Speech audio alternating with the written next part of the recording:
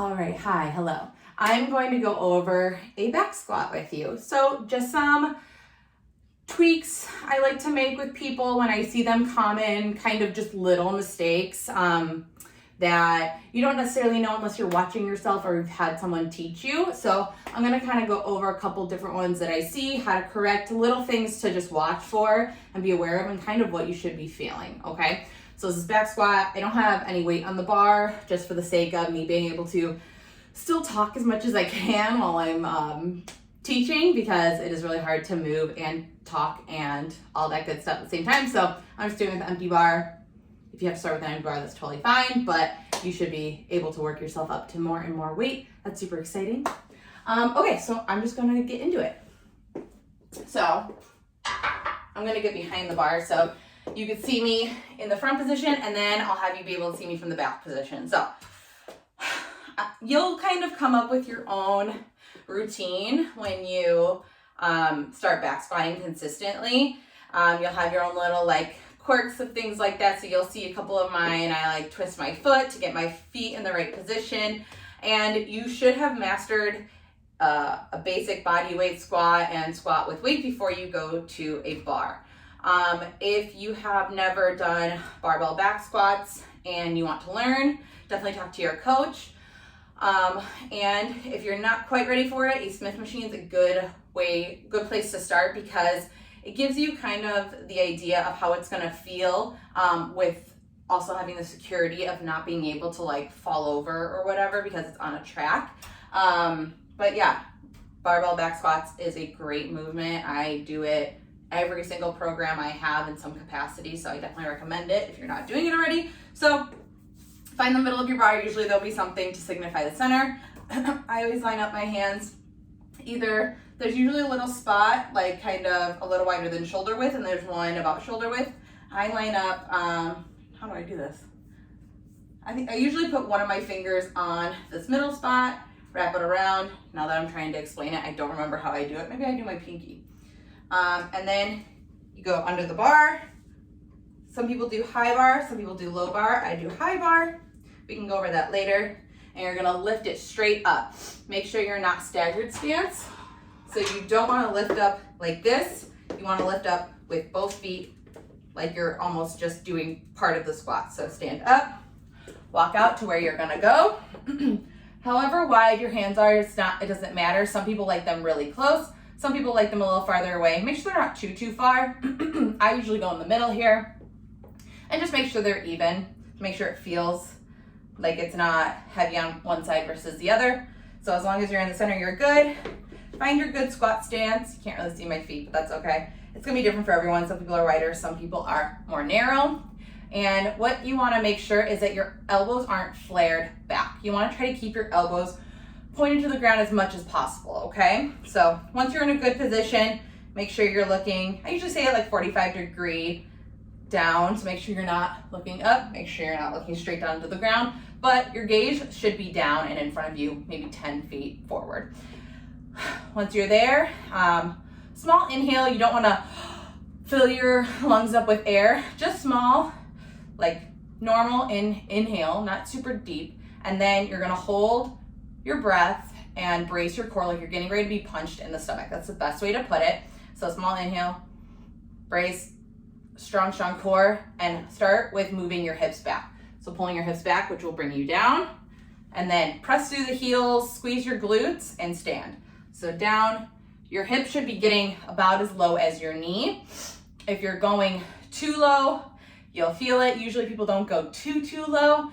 That's an easier problem to fix, but you wanna try to go so your thighs are parallel to the ground. That's a good way to kind of figure it out. One thing you can do is put a box or a step or a ball or a bench behind you, and use that as your measure and your guide, so you know you're getting the same depth and you know you're going as far down as you need to. In the beginning, it's going to be hard to figure out if you're doing the right depth. So having something where once you hit it, you know you're at the right depth. As long as you're not sitting down and rocking back, that's a different movement. You just want to use it as a touch, so it reminds you, okay, you're at that spot, and then you can stand. So I will do it from the back so you can kind of see. All right. So, okay, this is what I do. I line up my pinkies on these little rings here, find the middle, duck under, lift up straight, back up, find my stance, look down at about a 45-degree angle. If I need to, I kind of move my hands in. Small breath in, brace the core, and start pulling the hips back and up. Make sure your feet are totally in contact with the ground. You should not be rocking into your toes.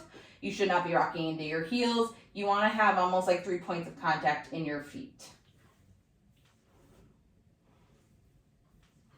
Notice my neck is not cranked up. I see this a lot. This is what you don't want to do. I can feel that in my back immediately. You want to think, hold a tennis ball under your chin the whole way. Okay? And then once you're at the rack, you want to lower down. Again, make sure you're not walking in and lowering with your legs in weird positions, okay? Anything else I wanted to bring up? The neck is a big thing that I see where people are looking up. So think tennis ball here, holding it, and think just gaze down and in front of you. You don't want to look straight down, but like down and in front. Make sure you're getting parallel. If you're not sure, get a bench, get like a big Dynamax ball or a med ball, like one of the big ones. Those are a good height. You can even put it on a riser to make it a little higher. A bench might be a little too high, but they might have some that are decent. And if you need to work down to that, that's fine. And then what are the other big ones? Oh, your knees. Okay, so let's talk about knees. So this is a big one I see a lot. Okay.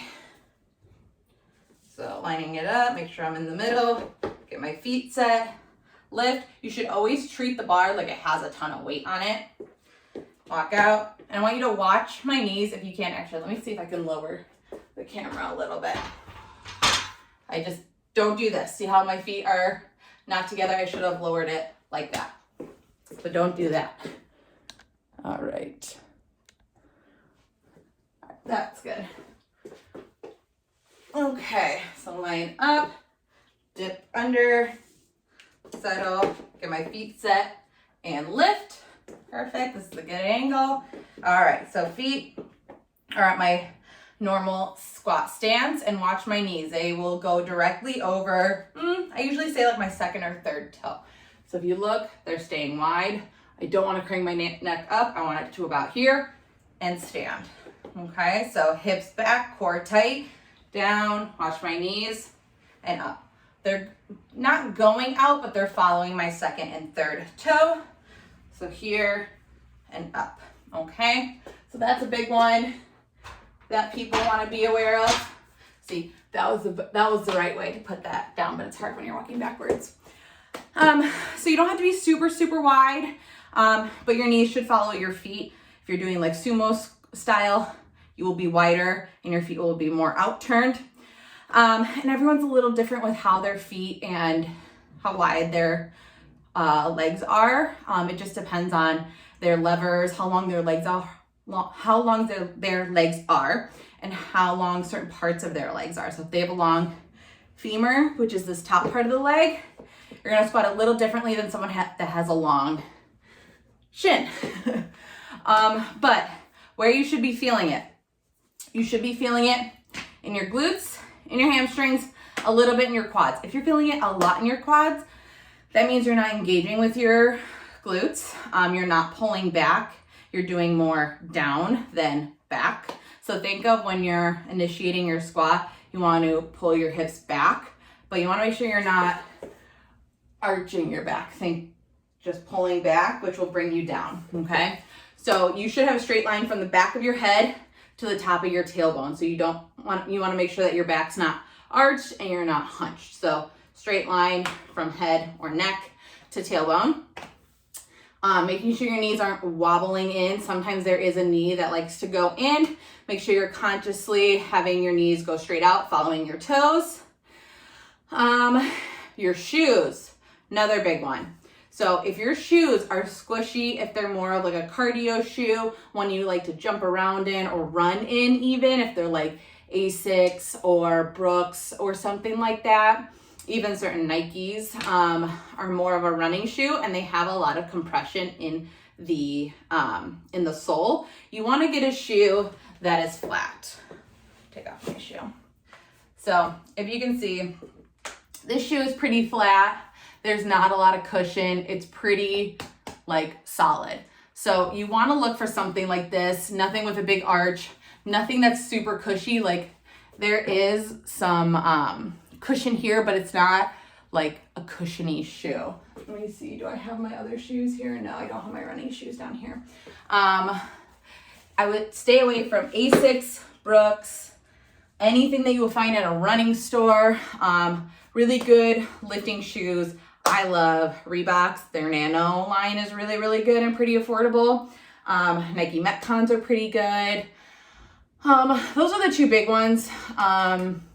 What's the other one? Noble is really good too. They all run anywhere from like $70 to $120, I would say. You don't have to get straight up lifting shoes, but you do want something that's a little bit more minimal, not super cushiony, something that's not going to absorb shock, because you're fighting against that cushion then and your foot's wobbling all over the place and you can't really get good engagement of the muscles you need because your feet can't make good contact with the ground. Okay, so I feel like that's a pretty good amount of stuff to get you started on your barbell back squat. So reach out to me if you have any questions, or your coach about your squat. Always feel free to send us videos if you want to see if your form is correct, or if something doesn't feel right, please let us know.